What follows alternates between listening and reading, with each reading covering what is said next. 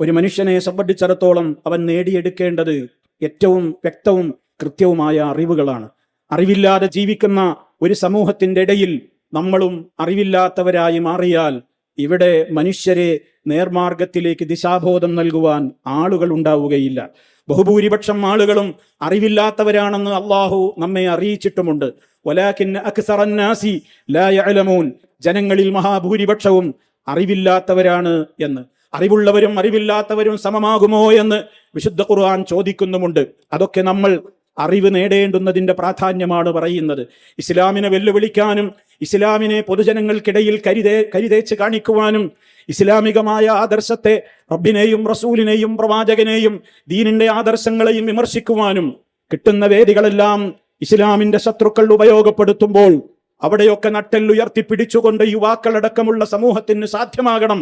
ഇല്ല, നീ പറഞ്ഞത് തെറ്റാണ്, ഞങ്ങളുടെ ഖുർആനിൽ അങ്ങനെയില്ല, ഹദീസിൽ അങ്ങനെയില്ല, അത് പറയാനും ആർജവത്തോടുകൂടി സമൂഹത്തിന്റെ മുമ്പിൽ അത് തിരുത്തി സംസാരിക്കുവാനും എഴുതുവാനും കഴിയണമെങ്കിൽ തെളിഞ്ഞ അറിവ് വിശ്വാസി നേടിയേ പറ്റൂ. അതുകൊണ്ട് തന്നെയാണ് റബ്ബിന്റെ ദീനിന്റെ മാർഗത്തിലുള്ള ആ വിഷയങ്ങളിലൊക്കെയുള്ള അറിവുകൾ നേടുവാൻ വേണ്ടി ആരെങ്കിലും അറിവിന്റെ പാതയിലേക്ക് പ്രവേശിച്ചാൽ സഹലല്ലാഹു ബിഹി തരീഖൻ ഇലൽ ജന്ന, അവന് സ്വർഗത്തിലേക്കുള്ള പാതയാണ് റബ്ബ് എളുപ്പമാക്കി കൊടുക്കുന്നത് എന്ന് മുഹമ്മദ് മുസ്തഫ സല്ലല്ലാഹു അലൈഹി വസല്ലം. അറിവില്ലാത്തതിൽ ഇടപെട്ട് സംസാരിക്കരുത്. അറിവില്ലെങ്കിൽ അറിവുള്ളവരോട് ചോദിക്കണമെന്നാണ് കൽപ്പന.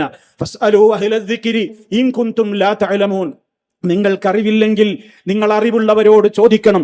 കിട്ടുന്നതെന്തും ഷെയർ ചെയ്യരുത്, കിട്ടുന്നതെന്തും പ്രചരിപ്പിക്കരുത്. ഇൻ ജാഅകും ഫാസിഖുൻ ബിനബഇൻ ഫതബയ്യനൂ, നിങ്ങൾക്കൊരു തെമ്മാടി ഒരു വാർത്തയുമായി നിങ്ങളുടെ സമീപത്ത് വന്നാൽ മുന്നും പിന്നും നോക്കാതെ അതൊക്കെ ഷെയർ ചെയ്യരുത്, അതൊക്കെ പ്രചരിപ്പിക്കരുത്. ഫതബയ്യനൂ, സൂക്ഷ്മമായി നിരീക്ഷണം നടത്തണം. അപ്പറഞ്ഞത് സത്യമാണോ? ഇത് ഷെയർ ചെയ്താൽ എനിക്ക് എൻ്റെ ആഖിറത്തിലേക്കോ ദുന്യാവിലേക്കോ അല്ല മരണാനന്തരം എൻ്റെ ജീവിതത്തിൽ എനിക്കിതുകൊണ്ട് പ്രയോജനം കിട്ടുമോ? അത്തരം പ്രയോജനം കിട്ടുന്നവ മാത്രം ഷെയർ ചെയ്യുക. അല്ലാത്ത കാര്യങ്ങളിൽ ഒരു തിന്മയുടെയും വക്താക്കളായി നമ്മൾ മാറുവാൻ പാടില്ല.